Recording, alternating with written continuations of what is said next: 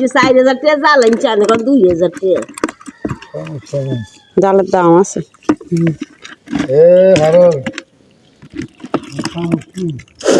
আমি শরীরে মাছ দেখলে হলাইছে অনেক হলাই না শখ তারপরে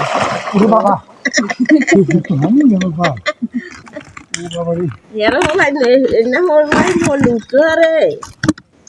সে তো মরে হলো এগুলো আইছেন ওর সানা দুই ও 29,000 টাকা গেছে এটা বুঝিয়েছে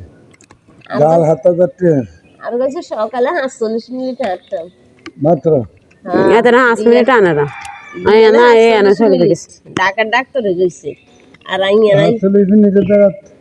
5 মিনিট আনলে সমস্যা কি আই 1 মিনিট হাঁটতাম হারি না জি আর